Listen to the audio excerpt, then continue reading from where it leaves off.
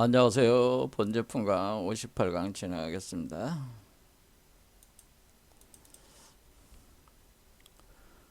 어, 선불교라고 하는 것은 그 전제 조건이 뭐냐면은 우리가 이제는 깨달음의 세계라고 하는 것이 언어도단이라고 해서 그 언어의 그 길이 끊어진 곳에 그 세계가 열리고, 그리고 그 깨달음의 세계는 어떤 문자적인 체계로 구성해낼 수 없다고 하는 것이 선불교의 그 사유와 수행의 전제 조건이었다는 거죠. 그래서 그 선불교의 조사들 중에서 상당한 분들이 원래 교종계열에서 공부를 하다가 이렇게 그 만권치서 팔만대장경 이렇게 되어 있는 이 텍스트 도서들을 공부를 해서 깊은 지식들을 많이 쌓았지만은 광대한 지식도 쌓고 그 계통에서 뛰어난 인물로서 명성을 날렸지만은 결국 도를 깨닫질 못하고 교종을 떠나서 선종의 입문을 하게 되는 동기가 바로 이와 같이 우리가 팔만대장경이나 만권시서로는 거기에 그 이체 통한다고 해가지고 깨달음의 세계를 알 수 없다는 그 좌절감 때문에 선종으로 많이 귀의를 하게 된다고. 그런 분들 중에서 뛰어난 조사들이 많이 나온다고 하는 겁니다.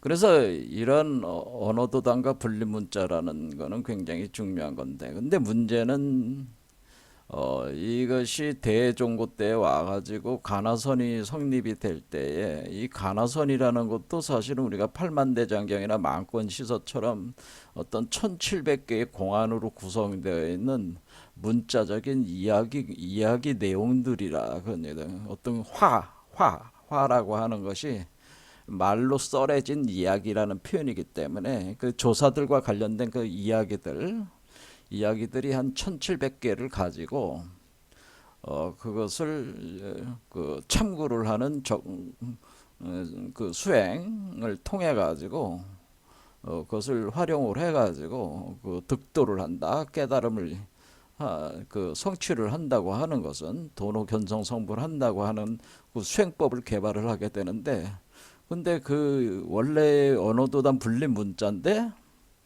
역설적이게도 1700개의 공안 이야기를 만들어서 또 팔만대장경이나 만권시서 그러니까 그 구성되듯이 그런 식으로 또 만들어 놔서 이걸 또 수행으로 한다고 하는 거는 황당한 자기 모순이다.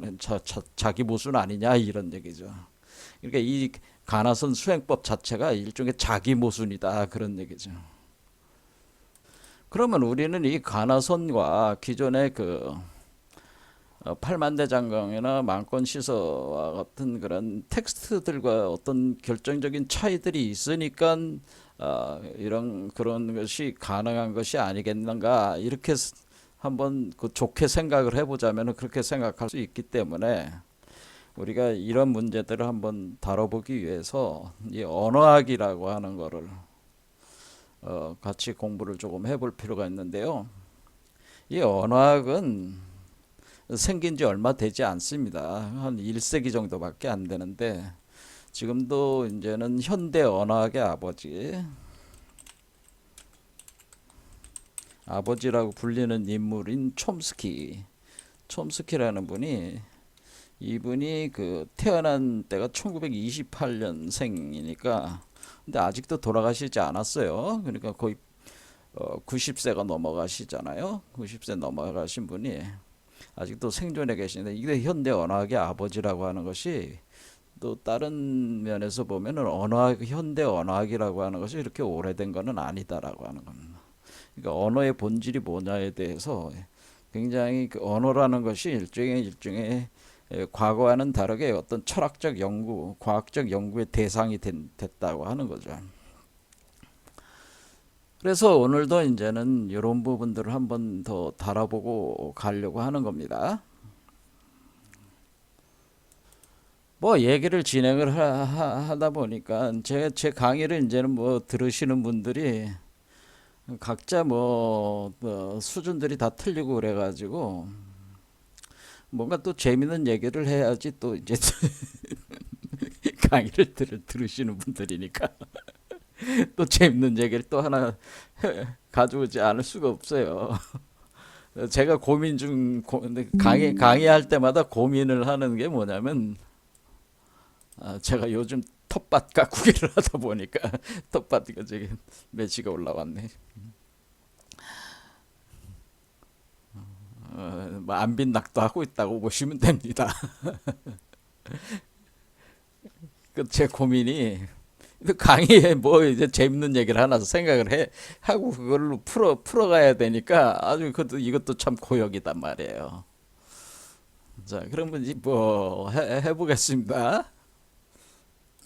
제가 공부가 재밌게 하는 공부가 주로 뭐가 있냐면 종교 비교학이라는 게 있는데 종교 비교학. 유명하신 분이 이제 엘리아드라는 분이 이 부분에 거의 독보적 존재라고 볼 수 있는데 엘리아드라는 분 이분이 쓴 책이 텍스트가 한 10여 권 정도 번역이 돼서 나와 있으니까 여러분들이 관심 가지신 분들은 비교 종교학 분은 공부를 해보시기 바랍니다. 재밌습니다. 저에게는 재밌습니다. 다른 분은 어떨지 모르지만 근데 이제는 이렇게 이 비교 종교학에서 주로 다루는 게 뭐냐면은 이분이 이제 세계 종교사라는 걸 썼는데 이게 종교라고 하는 것은 신화를 뿌리로 해가지고 이렇게 발전을 한 거거든요. 본질적으로는 신화 체계가 종교의 뿌리고 바탕이다.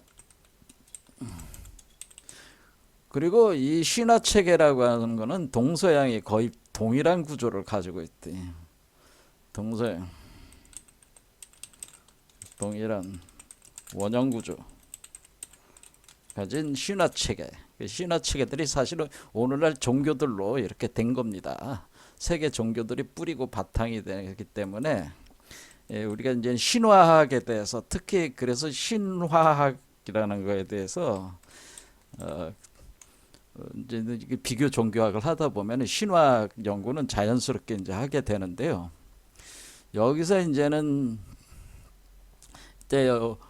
이 신화들 중에서 어떤 이런 언어의 이런 부분들을 한번 살펴볼 수 있는 내용이 있다 그 얘기죠. 자, 그래서 일단 뭐 바이블들은 이제 서양 사람들 바이블을 많이 뭐 기준으로 삼으니까 바벨탑 사건이라는 게 있어요. 바벨탑 사건이 있는데요. 이 바벨탑 사건이 사실은 언어의 시작점이라고 보면 돼요. 인류의 언어의 시작점. 그래서 바벨탑 사건이 어떤 사건이냐면은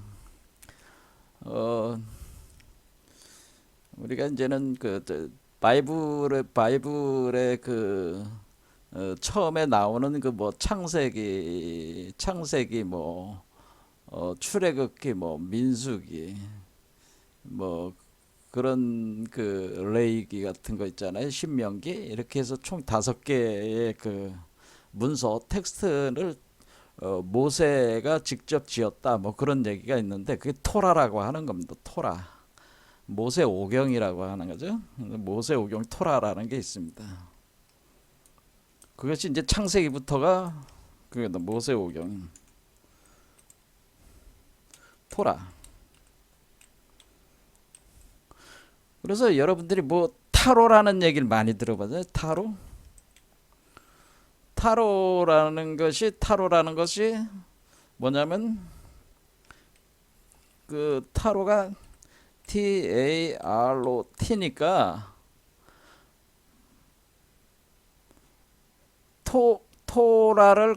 토라 TORA에다가 뒤에다 T를 딱 붙여요. 여기다 T를 딱 붙여. 토라. 그러니까 이거는 사실은 토라 TO 토라 토라 이거.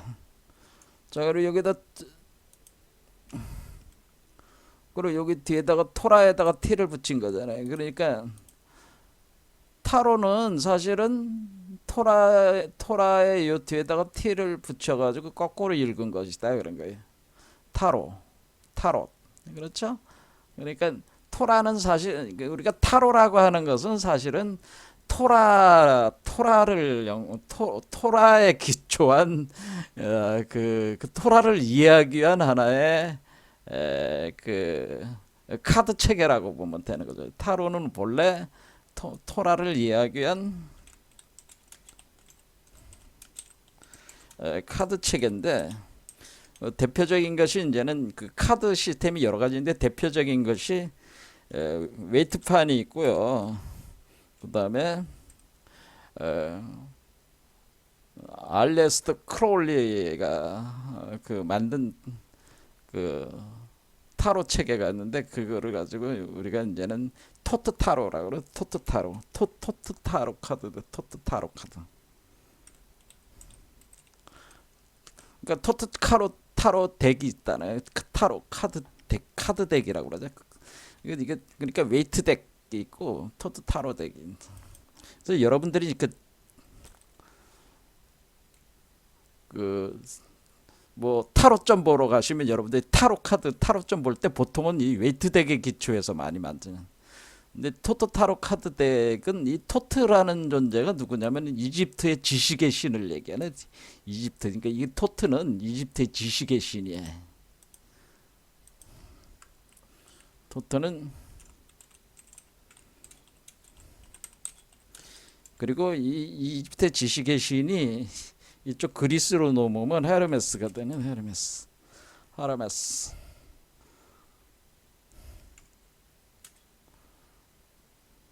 헤르메스가 뭐 여러분들이 머큐리라 그래. 머큐리란 말이야.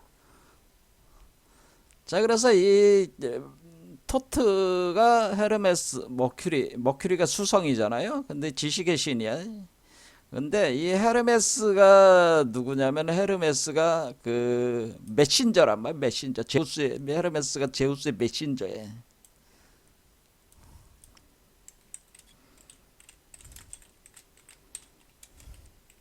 메신저라고 하는 게 뭐예요? 말을 전하는 존재라는 메시지를 전하는 건 메시지를 전달하는 존재라고 하는 거죠. 자, 요거를 이제 생각하면서 이제 보면 돼요. 자,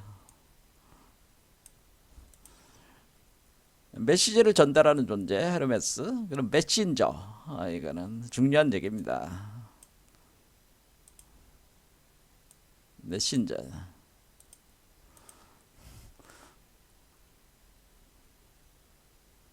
자, 그래서 바벨탑 사건 이제 얘기를 해보겠다. 바벨탑 사건이 이제 모세 오경에 이제는 거기에 이제 기록이 돼 있는 거죠. 거기에 기록이 돼 있는데 뭐냐면은 그 아담과 이브가 창세기에 나와서 있다가 뭐냐면은 후손들이 이렇게 쭉그 저기 그 아담과 이브로부터 한 10대까지 내려가잖아요. 그래서 내려가다가 이제는 그 뭐 하늘에서 그 인류 몰살 사건을 일으키잖아요. 대홍수 사건. 그것을 가리켜서 우리가 아담 이브 우리 인류 조상은 누구냐면 인류 조상은 아담과 이브라고 보는 거죠. 저기 그 창세기에서는. 하지만 실제적인 조상은 노아입니다. 노아. 그러니까 인류 조상이 그러니까 첫 시조는 아담과 이브라고 알려져 있지만은 중조와 노아의 8가족, 8가족이 노아의 8가족이 그 인류의 조상이란 말이에요. 이 8명이 이것을 우리가 이제는 노아 대홍수로 인해서 기록에 따르면은 노아 대홍수에 의해서 인류가 멸망하게 되는, 모조리 다 멸망하게 되고 살아남은 존재가 뭐 여러 가지 전설들이 있지만은 이게 통상적인 얘기를 하는 겁니다. 이게 노아 부인, 노아와 노아 부인, 부인이 있고 그 다음에 아들이 셋이 있습니다. 아들이 셋, 며느리 셋이 있어요. 그럼 아들 셋에다가 며느리, 거기에 해당되는 그 며느리가 셋이 있는데, 그 아들, 그러니까 큰 아들과 큰 아들의 부인, 둘째 아들과 둘째 아들의 부인, 셋째 아들과 셋째 아들의 부인. 이거는 뭐 이 아들의 이름이, 아들들의 이름을 거기에 이제 등장하는데, 셈이 첫 번째 아들이고 함 야벳이다 뭐 이렇게 얘기를 하는 거예요. 뭐 그 이걸 가리켜서 뭐 황인종, 흑인종, 백인종의 선조들이다 뭐 이렇게 얘기하는 건데, 뭐 그건 뭐 그런 얘기고요. 그 뭐 본질적인 얘기는 아니니까. 이 셈함 야벳이라는 게 있다네 이거지. 그런데 또 셈함 야벳으로부터 이제 인류가 번창을 할 거 아니야. 이 사람들이 노아가 몇 살, 노아가 한 천년 가까이 사나? 엄청 오래 살아요. 노아가.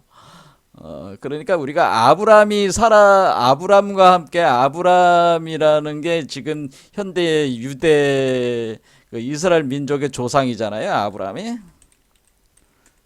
유대 민족의 조상인데, 이 아브람과 노아가 아브라함과 동시대 57년을 같이 살았다는 거예요.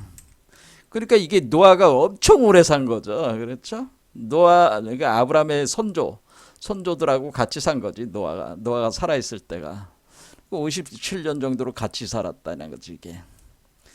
아무튼간에 이 노아에게는 자식이 셋이 있었는데, 그 자식 셋 중에서 바로 누가 있냐면 함의 후손이 또 있을 거 아니에요. 그러면 함 아래 또 후손들이 쭉 나와요. 그 중에서 여러분들이 뭐 알고 있는 게 가나안이라는 데, 가나안이래. 그래서 우리가 팔레스틴 지방을 가나안이라고 그러잖아요. 팔레스틴 지방. 근데 이 가나안이 누구의 땅이냐면은 함의 아들 중에 가나안이라고 있단 말이야. 그 함의 아들 중에 하나인 가나안의 땅이야. 거기야 원래. 가나안에 관련된 여러 가지 뭐 얘기가 있습니다. 그래서 우리가 뭐 가나안 지방이다 그럴 때, 사실은 함의 아들인 가나안이 정주했던 땅이기 때문에 가나안이라고 하는 것이다 그런 겁니다. 거기가. 그다음에 그 함의 아들 중에 이제는 구스가 있어요. 근데 구스가 있는데, 이 구스 뭐 이렇게 있을 거 아니에요? 쭉 몇 명 있을 거 아니에요? 뭐 제가 뭐 그쪽 전문적으로 하는 건 아니니까. 있는데 누구냐면은 이 그러니까 구스의 아들 중에 구스의 아들 중에 바로 니물롯이라는, 니물롯이라고 있습니다. 그래서 이 바벨탑 사건이 누구와 관련됐냐면은 니물롯과 관련돼 있다는 거죠. 그래서 바벨탑 사건은 니물롯이 일으킨 사건이다 그런 얘기입니다. 그래도 바이블을 잘 모르시는 분들도 있어가지고 이건 바이블 얘기입니다.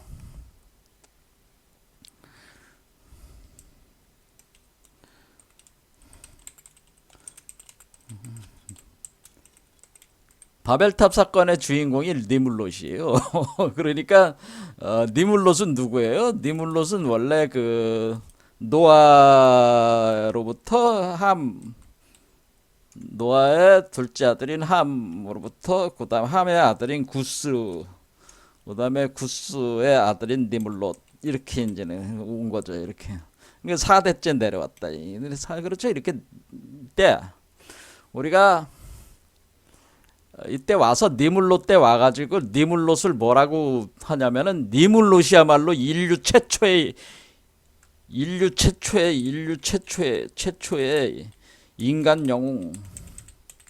인간 영웅이다 이렇게 기술돼 있는 거야. 이게 인간으로서의 엄청난 그 권력과 힘을 갖춘 존재가 출현했는데 그가 바로 니물롯이다라고 하는데 니물롯은 인류 최초의 뭐 황제, 왕, 뭐 정복자 뭐 이런 거. 그래서 이 인류 최초의 인간 영웅 정복자다.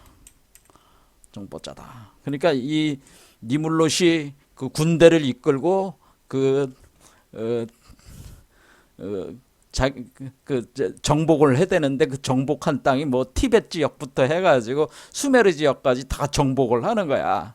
그러니까 이 정복자다. 그러다 인류 최초의 정복자가 됐다. 그런데 우리가 이제 보면은 뭐 이제 과외 얘기지만은 우리가 이때가 그럼 니물롯이 활동하던 시대가 2350년 정도 된다는 거지. 이게 BC전 2300 뭐 50년 뭐 이 정도 되는데 뭐 이제 딱 정해지는 게 아니잖아요. 그런데 이때가 뭐예요? 우리 당군이 2333년이잖아. 그다음에 수메르의 지역에서 최초의 그 정복자, 아카드 제국의 건설자. 이게 아카드 제국인데 아카드 제국의 건설자. 자에 바로 사르곤이라고 있어. 사르곤. 그러니까 이 사람도 2334년이야. 그러니까 당군하고 거의 비슷한 우리 한민족의 역사로 볼 때 당군하고 비슷한 시대라는 거지. 이게 지금 니물롯이 그 활동하던 시대가요. 비슷해요. 이런 거 이렇게 이제 비교를 해보는 것도 나름대로 재미는 있습니다. 아 그럼 도대체 뭐가 어떤 게 진짜 역사야? 뭐 이런 게 이제 나오는 거지. 이게 뭐가 진짜 역사라는 거야? 그래서 우리 한민족 역사가 어쩌게 저쩌게 뭐 역사 가지고 뭐 하는 분들이 많은데 제가 볼 때는 그는 증명되는 얘기들은 아니라는 거죠. 그러니까 그러니까 우리 역사만 봐서는 안 되고요. 세계 역사들의 그 나라들의 고대사들과 짝을 맞춰 봐야지 어느 정도 그림이 그려지는데 짝이 도저히 맞지가 않는다 그 얘기입니다. 제 얘기는. 어쨌든 니물롯이 이제는 그 성경상으로는 니물롯이 이제는 최초의 그 영웅인데 인간 영웅 정복자인데 이 수메르 지역까지 다 정복한 거예요. 그래서 그 수메르 거기다가 이제는 그러니까 이 사르곤이 그 자기가 수도를 세운 데가 바빌론이거든요. 지금 우루 지역이란 말이에요. 우루 예전에 그 저기 길가메시 서사시 나오는 그 우루 그 지역인데 거기가 그 바빌론 제국 바빌로니아 그러니까 바빌론 제국도 이제 구바빌론과 신바빌론인데 구바빌론 제국 그 지역이란 말이에요. 거기가 그러니까 바빌론. 그래서 우리가 여기서 이제는 그 니물롯이 이제는 이 지역에서 뭐냐면은 바벨탑이라는 걸 세우는 거죠. 바벨탑을. 그러니까 자기가 인류 최초의 정복자로서 엄청난 그 영토를 확장하고 그 휘하에 있는 백성들이 엄청 많을 거 아니에요. 그래서 그러니까 바벨탑이니까 바빌론이잖아요. 바빌론. 그래서 우리가 고대 종교를 이렇게 연구를 해보면은 벨이라는 그 신이 있습니다. 벨이라는 신. 그 신과 또 관련이 돼 있다 뭐 이렇게 볼 수도 있죠. 어쨌든 우리가 알듯이 그 무슨 그 여호와라든가 뭐 이런 어떤 그런 것들도 다 그런 신에 대한 그런 것들도 우리가 오늘날 생각하는 그런 일반적인 그렇게 알고 있는 그런 것들과는 많이 다를 수 있다고 하는 걸 여러분들도 좀 아실 필요는 있어요. 우리가 오늘날 뭐 통상적으로 받아들이고 있는 얘기들이 그게 다 진실한 얘기들은 아니다. 그런 얘기죠. 자, 어쨌든 간에 이제는 뭐 제가 자꾸 어쨌든 간에 이 말을 반복을 하는데 이게 이제는 그 니물롯이 이제는 여기다가 이제 바벨탑이라는 거를 세워가지고 자기가 뭐 하는 거야? 자기가 바벨탑을 세워가지고 인류 최초의 이제는 그 정복자니까 이게 사람들을 이제는 모아가지고 바벨탑을 건설하기 시작합니다. 바벨탑 건설.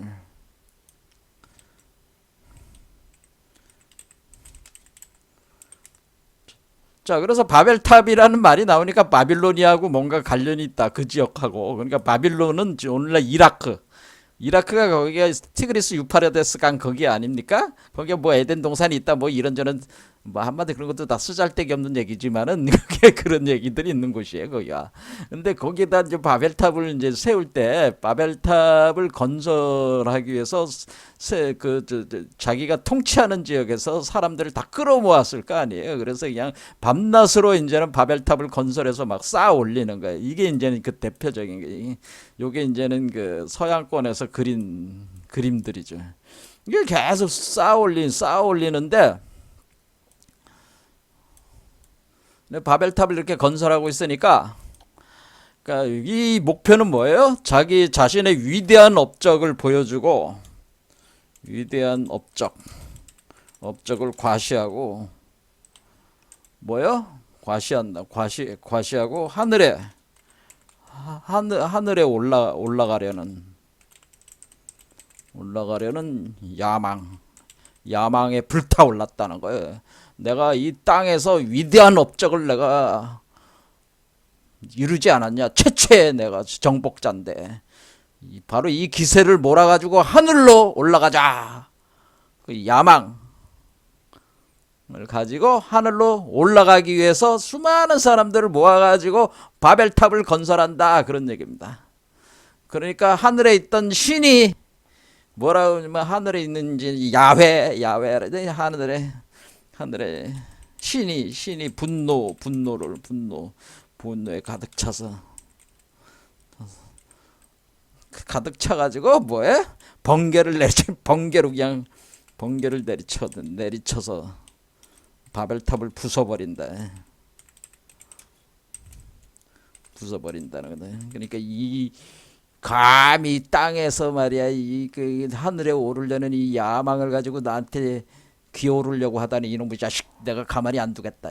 한번 맛 좀 봐라. 번개를 쳐가지고 바벨탑을 부숴버렸어. 다 부수니까 그냥 다 놀라 자빠질 거 아니에요. 야, 엄청 위에서 하늘에서 막 비가 퍼부으면서 막 번개가 막 치면서 그동안 쌓아올랐던 그 바벨탑 이렇게 그냥 높이 이게 이제 그런 거지. 이렇게 높이 나름대로 높이 쌓아올려서 거의 다 쌓아올린 것 같은데 이걸 무너뜨린 거 아니야.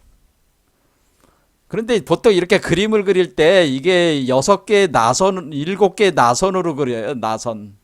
이렇게 7층 탑이라는 거지. 7층 탑. 그러니까 보통 이제는 바벨탑인데 7층 탑 같은 개념 비슷한 거야. 7층 탑. 7층 나선탑이다. 뭐 이렇게 7층 나선탑. 이런 걸 많이 그림을 그릴 때 보통 그렇게 그린다. 그 얘기. 그게 실제 바벨탑인지 모르는데 어쨌든 7층이라는 게 뭐야? 7개 차크라가 7층이잖아요. 7층. 이 7층 탑을 그린다는 거는 뭐야? 이게 바벨탑이야, 이게. 뭐. 제가 우리 몸 자체가 피라미드라고 그랬죠. 피라미드. 저 산이야. 우리 앉아있는 모습 자체가 사람이 삼각형이잖아요. 천은 하늘은 둥그렇고 땅은 네모랗고 사람은 세모다. 그런 얘기 아니에요. 이렇게 오는데 여기다를 부숴버린 거 아니야. 부숴버렸어. 부숴버리니까 이게 여기 구름이 있으니까 여기 머리에 구름이 있는데 부숴버리니까 무너져 내리는 거 아니야. 사실 이거는 그 현상적인 얘기를 한 거는 아니고 이 바벨탑 사건은 사실은 이 우리 몸에서 형성되는 이 모양, 이 산의 그 형상에 의해 가지고 7개 차크라를 거쳐서 이렇게 상승해 올라가는 걸 사실 표현한 겁니다. 뭐 제가 이런 말해도 뭐 못 알아들을 사람들이 대부분이겠지만은 그렇다 그 얘기죠. 아무튼 바벨탑을 부숴버렸어요. 왜 부수겠어요? 사람이 세상에서 뭐 그렇잖아. 세상에서 뭐 진시황도 그렇고 한무제도 그렇고 세계 대제국 자기가 그 천하 통일을 하게 되면은 그 뭐야 다음에 목표가 뭐야? 불사 영생을 얻으려고 하는 거 아니겠어? 그래서 영원히 살면서 뭐야 그 권력을 향유하고자 하는 것이 인간의 그 불타는 그 지배욕과 권력욕 아니겠어요? 그것이 그 상징하는 게 일곱 개 탑을 다 일곱 개의 차크라를 다 정복한다는 거예요. 다 정복해야지 불사영생을 하니까. 무슨 말인지 아시겠죠? 그렇게 이걸 뚫고 나가서 인간이라는 그 수준을 뚫고 나가서 신의 영역까지 나가서 신의 영역을 돌파를 해서 하늘까지 올라가겠다는 거 아니겠어? 그래도 이제는 그것이 부서진 거는 죽는 거죠. 그러다 부서지면서 일어난 사건이 뭐냐면 그때 뭘 했냐면은 사람들이 이때 이제 중요한 사건이 있었단 말이에요. 그러니까 사람들은 이제 바벨탑만 부서진 것만 생각하는데 더 결정적인 사건이 뭐였냐면은 바벨탑이 무너지면서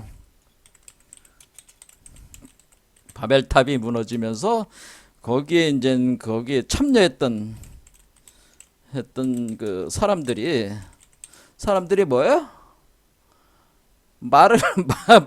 말이 서로 말을 소통이 안 되게 만들어 서로 언어를 다르게 만들어서 말이 통하지 않더라 이런 얘기입니다. 그러니까 어제까지 아침에 같이 밥 먹던 사람이 아침 바벨탑이 무너지고 난 뒤에 만나서 그러니까 뭐라고 얘기하니까 나는 영어로 얘기했는데 저쪽에서 뭐 중국어로 얘기하고 그러니까 갑자기 말이 틀려지니까 말이 소통하지가 않게 되었다 그런 얘기입니다.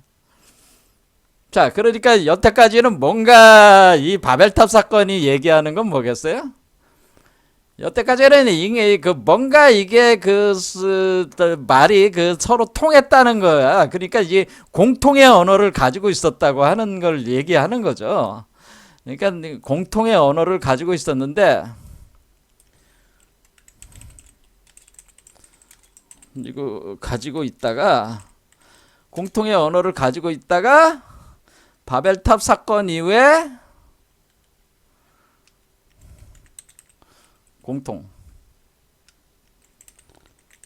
공통의 언어를 가지고 있다가 바벨탑 사건 후에 언어가 서로 통하지 않는다. 이런 얘기입니다.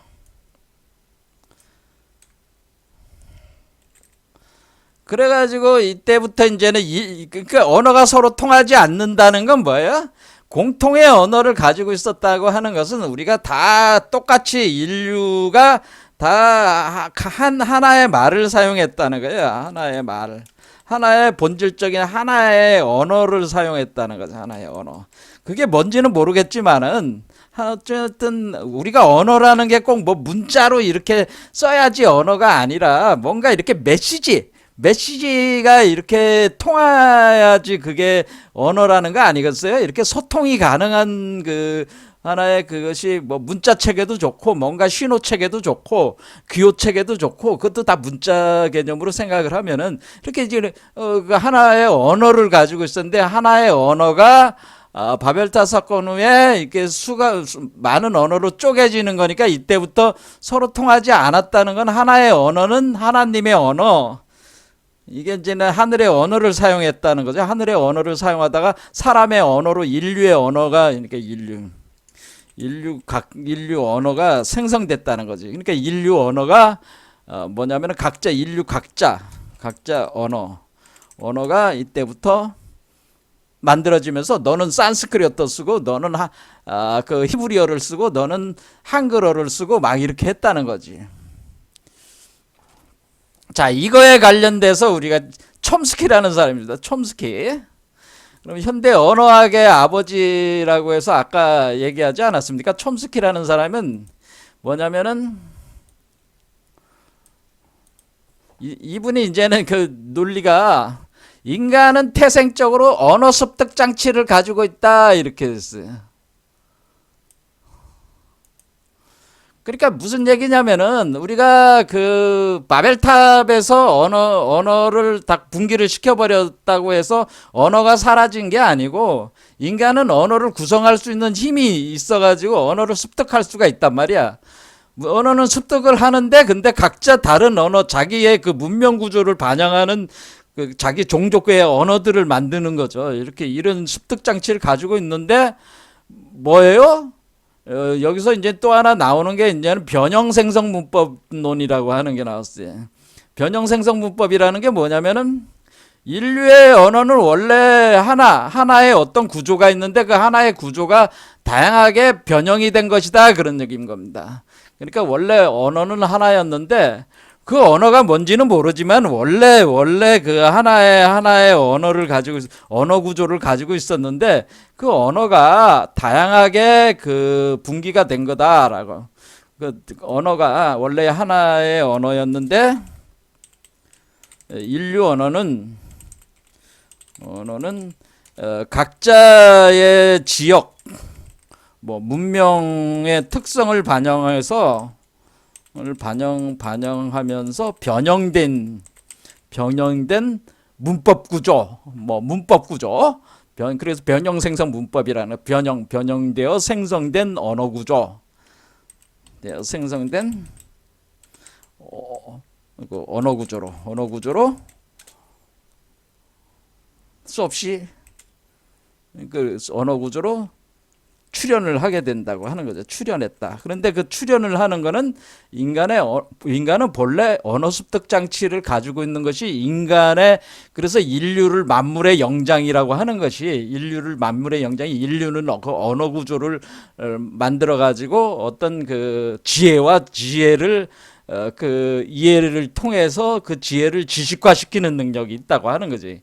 그러니까 그 언어 습득 장치는 다른 말로 얘기해서 우리가 언어라고 하는 것은 지혜와 그러니까 이 우주의 그 세계를 해석을 해가지고 지식화시키는 어떤 능력으로 쓸 수 있는 수단으로서의 언어를 사용할 수 있는 능력이 인류에게는 생득적으로 가지게 되는데 그것이 일반 동물들하고는 틀린 어떤 특성인데 그 언어 습득 장치를 인류가 가지고 있기 때문에 인류는 지식 능력이 있다고 하는 것을 의미를 하는 겁니다. 근데 인류는 원래 하나의 언어였는데 이렇게 다양한 언어로 변형이 되고 언어 구조로 출현하면서 언어라는 것 자체는 언어는 그 다른 어떤 생명체에게는 채 없는 인류만의 그 언어 습득 장치를 언어 습득 장치가 있어가지고 그 우리가 언어를 가지고 뭐라는 게 세계를 파악하고 그것을 언어 구조로 지식화시키는 능력으로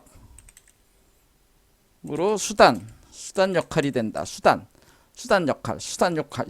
어떤 수단이 되는 역할을 되는 그런 어떤 언어를 만들어낸다. 그런 언어를 만들어내는 능력이 인간에게 생득적으로 있다. 그런 얘기입니다. 이것이 이제 노암 촘스키라는 분이 이제는 그 이론에 이렇게 언어학에 대한 이론이다 이렇게 생각을 해주면은 그런 거하고 이제 바벨탑 사건하고 이제 연결을 해보면은 결국에는 뭐냐면은 인류는 원래 공통의 하나를 언어를 가지고 있었다. 그렇죠? 공통의 하나를 언어를 가지고 있다가 그것이 변형이 돼가지고 쪼개지면서 서로 통하지 않는다. 메시지가 서로 통하지 않아. 통하지 않으니까 거기에는 어떤 왜곡이 있고 각자 왜곡이 있고 그 다음에 오류가 있으면서 그러니까 서로 통하지 않는다는 것은 메시지 전달에 있어서 메시지 전달에 있어서 어떤 왜곡 현상이 일어나고 변형 현상, 왜곡 현상이 일어난다는 왜곡 현상이 일어나고 그리고 이제는 그것이 어떤 오류 현상, 그 다음에 거기 어떤 소음이 개재가 되고 뭐 이런 것으로 인해서 잘못된 그 메시지로 바뀌어 버린다는 거죠. 이게 서로 통하지 않는다는 거지. 왜곡 오류 소음이 들어온다. 이런 얘기입니다. 자, 그러면은 원래 이렇게 생각해 보면 이제 그 우리가 그럼 메시지라는 그 개념, 언어라는 개념에서 다시 이거를 다시 보자. 그러면은 내가 여기서 얘가 여기다가 이제 이게 전송탑이라고 생각해 봐요. 여기가 뭐 KBS든지 MBC든지 여기에 전송탑이 하나가 있어. 예? 얘가 전송탑이 있어. 여기에 우주 중심의 전송탑. 우주 중심 전송탑이 때문에 우주 중심 전송탑에서 얘가 메시지를 쏴. 여기서 메시지를 쏜단 말이야. 방송을 해대. 메시지를 보내면은 요 각 사람 속에서 전송탑이 있을 거 아니야. 전송탑이 여기 있단 말이야. 원래 전송탑이 있어가지고 여기 머리에 여기 있었는데, 여기 그러니까 7개 차크라의 끝 지점에 있다. 7번째 차크라에 여기에 있었다. 그러니까 얘 전송탑에 있는 거를 받아들여 가지고 하는데 이 전송탑이 깨져버렸어. 이 전송탑이, 그러니까 인간의 전송탑, 그러니까 우주의 전송탑, 우주 중심에 있는 그 하나님의 전송탑, 뭐 어떤 부처의 전송탑, 뭐 그렇게 될 수도 있고, 뭔가 우리 그걸 뭐 불성이라고 해도 좋고, 뭐 아무튼 뭔가 전송탑이 있는데, 그 전송탑에서 그 메시지가 나오고 있는데, 그 메시지가 이쪽에 전달이 돼야 되는데, 메시지가 전달이 돼야 되는데, 나오면서 뭐가 일어났다는 거예요? 이 전송탑이 깨지는 현상이 깨졌다. 그러니까 전송탑이, 요건 수신탑이 되겠죠? 수신탑이 됐다. 수신탑인데 이 그러면 이거는 각 사람의 수신탑. 그럼 각 사람이 이 우주 중심의 전송탑에 있는 메시지를 수신탑이 그대로 수용하고 있는 게 아니라, 이게 깨지다 보니까, 뭐 여러분들이 뭐 휴대폰이 있는데 내가 휴대폰으로 전화했는데 여러분의 휴대폰이 깨져가지고 그 뭐 칩이 고장 나가지고 내가 어디서 만나자고, 거기서 뭐 서울에서 뭐 강남에 그 커피점에서 만나자고 그러니까 이 사람은 그렇게 깨져가지고 부산에 뭐 어디서 부산역에서 만나자는 소리로 잘못 들어버리는 거야. 그러면 그 사람은 부산에 갈 거 아니야. 나는 서울에 있을 거고. 이렇게 이게 오류 현상이 일어났다는 거지. 이 얘기는 뭐냐? 그러니까 이 그 메시지가 왜곡, 오류, 소음이 없는 깨끗한 상태의 메시지 전달이 되면은 문제가 없는데, 이 깨끗한 상태, 아주 깨끗한 상태에, 그러니까 깨끗하게 이렇게 간다는 얘기는 뭐예요?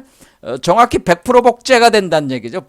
정확하게 100% 복제가 안 되고, 100% 복제가 안 되고, 그러니까 이 사람은 요 어떤 메시지 내용이 있을 거 아니야. 요거를 메시지 내용을 쏘면은 얘가 받아들여 가지고 똑같이 복제를 해서 봐야 될 거 아니야.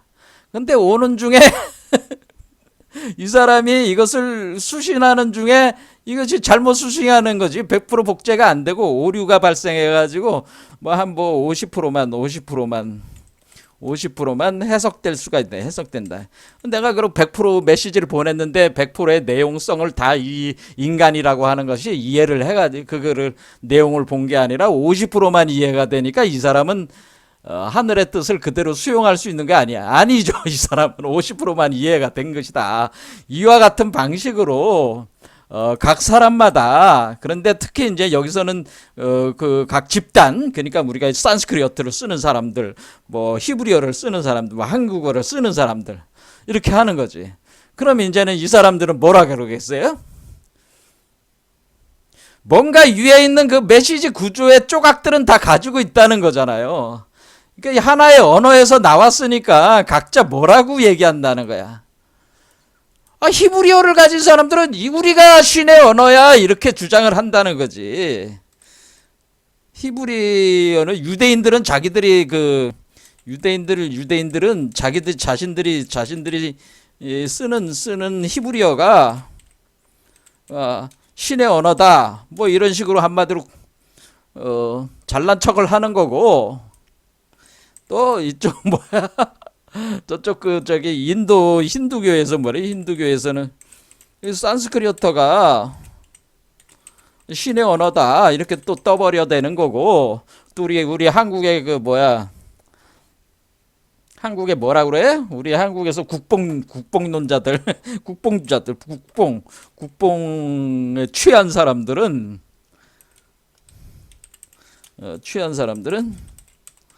한국어가 신의 언어다. 이런 식으로 이제는 말을 한다 그 얘기예요. 근데 그게 틀린 얘기는 아니지. 틀린 얘기는 아니지. 왜? 사실 이게 다 신의 언어가 변형이 된 거니까 틀린 얘기는 아니잖아요. 틀린 얘기는 아닌데 또 맞는 얘기도 아니다. 그게 자기만이 그렇다고 하는 거는 맞는 얘기는 아니다. 그 얘기. 그러니까 원래 히브리어나 산스크리트나 한국어는 서로 간에 그 하나의 언어로부터 다 나왔으니까 서로 소통은 번역이 될 수 있어. 서로 간에 100% 번역이 안 돼가지고 문제지만은, 그러니까 서로가 소통이 더 안 되는 거지. 직접 소통하는 것도 문제인데 서로 그 인간들끼리 서로 다른 언어를 소통을 한다는 게 좀 어렵겠어요. 이렇게 이게 안 통한다 그런 얘기죠 이게. 그러나 우리는 지금 봐서 알겠지만 모든 언어의 그 하나의 언어의 그 원형은 다 그러니까 모든 인류의 언어는 모든 그 인류의 언어는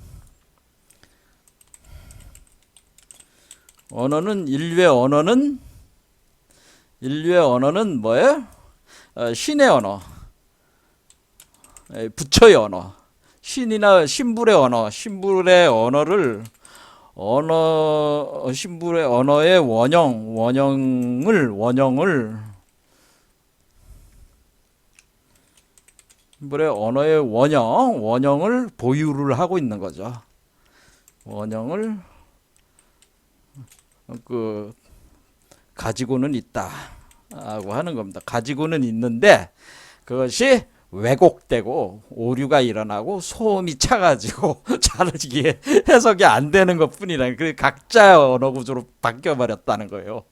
그런데 원형 구조는 가지고 있으니까 각자 그 신불에 접근할 수 있는 각자의 그 방식이 나오기 시작한다는 거죠.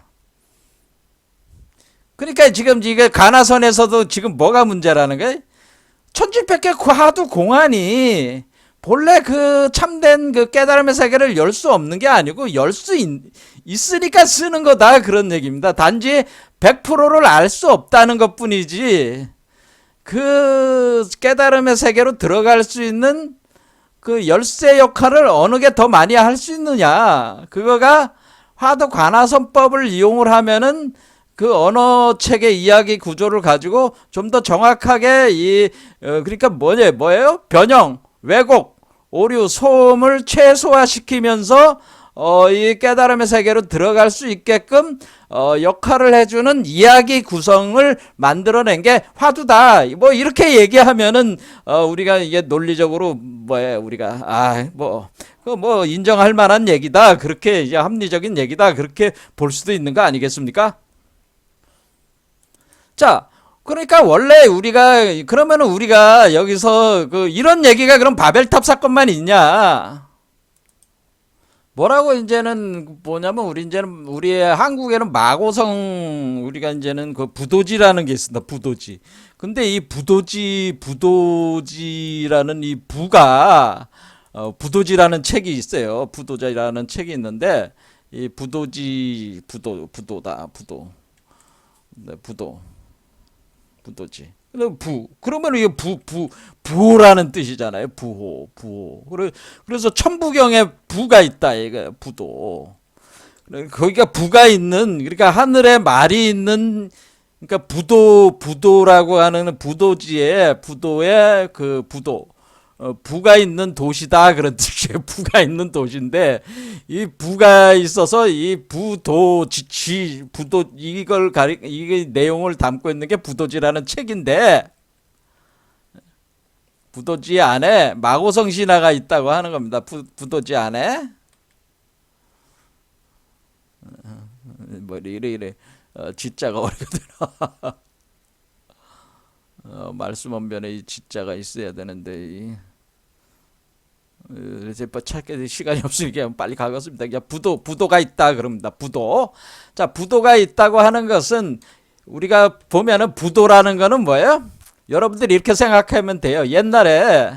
예전에 모르스부호를 쓰잖아. 모르스부호. 그러니까 이 우리가 모르스부호라는 말 많이 써. 모스부호. 원래 이게 전신이 있었다.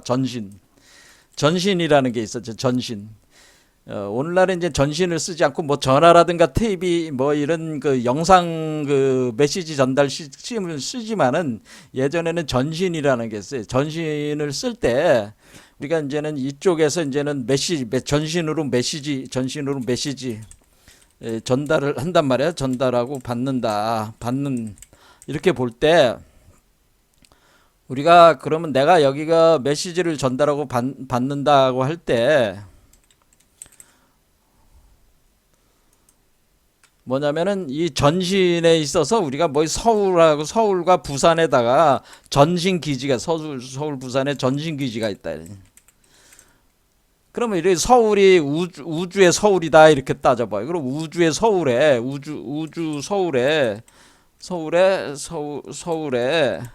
전 우주로 뭐 전신을 보내고 받는 센터 기지가 있다. 기지국이 있다. 이게 바로 그 부도라고 하는 부도에 뭐가 있냐면 첨부단이라는 게 있는데 첨부단이라는 게 있습니다. 부도에 보면은 첨부단이라는 게 이 첨부단이 바로 뭐냐면은 첨부단 그래서 첨부경 첨부 할 때 우리가 첨부인데 뭐냐면은 우리가 첨부단이라고 있어요. 첨부단. 그러면 우리가 이렇게 재단처럼 이렇게 싼 단이 있다. 이렇게 첨부단이 있다. 그러면 이게 첨부단. 박달나무 단자는 아니고 박달나무는 흑토자가 붙은 거니까 뭐 첨부단이 있다. 그런다. 첨부단. 그럼 첨부단이 있어요. 그러면 제터당. 그럼 첨부단이 있는데 이 첨부단에 어떻게 한다는 거야? 이 첨부단이 바로 이게 전신 기지국 전신 송신탑이야. 이게 송신과 수신하는 탑이야. 첨부단이. 그래서 이 첨부단이 바로 바벨탑이라고 하는 겁니다. 저에게는. 그러니까 이제는 우리 그 부도지라는 책에 보면 부도라고 하는 것이 바로 우리가 부라는 게 코드라는 거네. 부도라는 거는 예전에 그 전신으로 메시지를 주고 받을 때 뭘로 받았어요? 모스부호를 뭐 여러분들이 뭐 그 예전에 간첩이 이불 뒤집어 쓰고 라디오로 띠띠띠띠띠띠띠띠 하면서 이렇게 오고 보고 이렇게 하는 그런 거 있잖아요. 따닥따닥 치면서 그런 거 하는 거 있잖아요. 그럼 이게 모스부호를 보내고 받는 도시다 그런 뜻입니다. 이 부호라는 게 부호입니다. 모스부호 이게 첨부단이라는 게 바로 그 모스부호 같은 그 부호를 주고 근데 그 부호 체계라는 게 그 한마디로 하늘의 말을 보내고 받고 한다 그 얘기죠. 그게 원래 바벨탑이라고 하는 거죠. 그게 원래 바벨탑이라고 하는 거죠. 그래서 여기가 우주 중심의 전송탑 요게 바로 첨부단이다라고 하니 요게 첨부단이었다. 이게 첨부단이고 요거는 각 사람의 첨부단인 거죠. 요거는 각 사람의. 요건 이제는 바벨탑이 된다는 거죠. 지금 바벨탑. 그래서 이거 수신탑을 뭐 바벨탑이다. 이쪽에 사람 속에 있는 거를 바벨탑이다. 그러니까 여기는 우주 서울이고 여기는 부산이다. 그러면 이게 송신탑 이런 식으로 돼 있었다. 이렇게 이해를 하시면 된다. 그래서 우리가 첨부경이라고 하는 것이다. 그런 거다. 첨부경. 첨부경의 첨부는 하늘의 말을 쏘고 받는. 그래서 우리가 그 만물이 말씀으로 창조됐다. 말씀으로 지어지지 않은 것이 하나도 없다라고 하는 것은 이 메시지를 통해 가지고 이 정보를 통해서 이 그 만물이 생성이 됐다고 하는 겁니다. 그게 이제는 우리가 그 얘기는 결국 말씀으로 창조됐다고 하는 걸 첨부의 부호 체계로 해서 구성이 된 것이다라고 하는 거와 똑같은 얘기다 그런 얘기입니다. 제 말씀은 다른 얘기가 아니다. 그런데 여기서 이제는 뭐가 문제였냐면은 이 첨부단이 있는 그 도시 이름이 첨부단이 있는 도시명이 바로 마고성이라는 곳이다. 마고성이었다. 그러니까 여기가 첨부단이 여기 있으니까 여기가 사실 마고성이 있는 거죠. 마고성. 이 마고성이라는 것이 여기서 마고성이 있어가지고 마고성의 중심에 첨부단이 있었는데 거기서 우주로 전송을 했었는데 이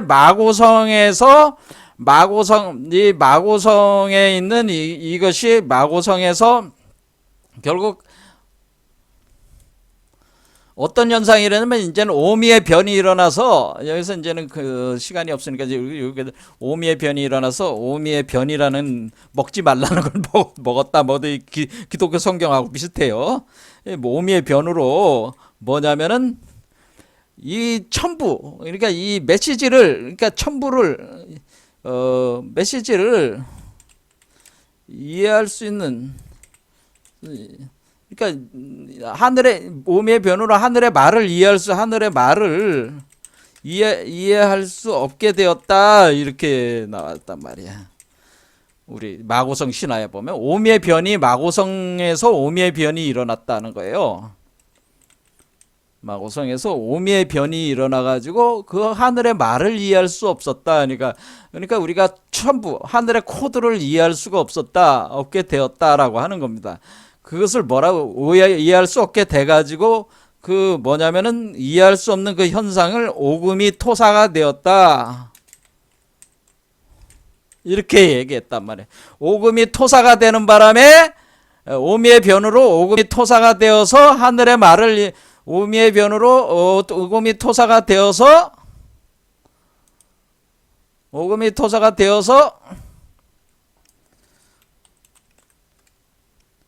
하늘의 말씀을 이해할 수 없게 되었다. 우리 한국의 마고성 신화에 이렇게 돼 있단 말이야.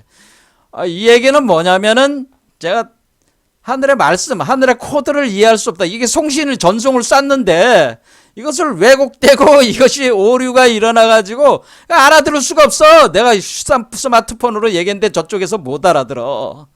근데 그거는 오미의 변으로 오금이 토사가 돼서 그래. 뭐 그런 뜻이야. 그럼 오금이 뭡니까? 오금이 토사.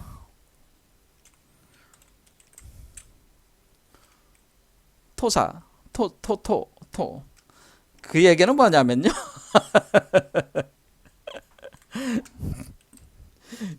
참 이게 신화적으로 이렇게 표현한다는 게 참 황당하고 이걸 또 해석을 해야 하는 것도 황당하기도 합니다. 그런데 오금이라는 게 까마귀 오자잖아요.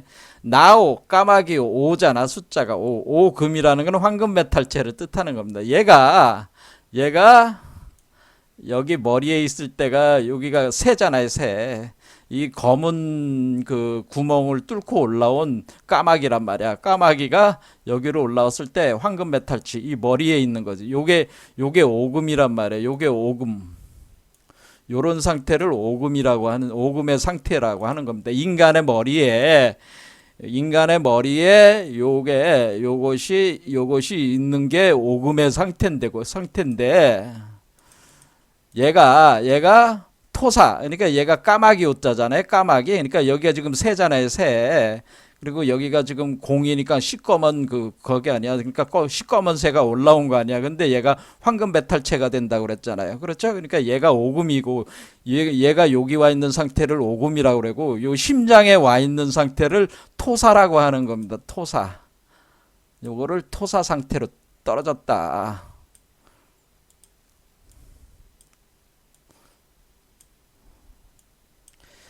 그러니까 지금 어떻게 됐다는 거예요? 원래 이게 얘가 머리에 있어가지고 요게 일종의 요게 있어가지고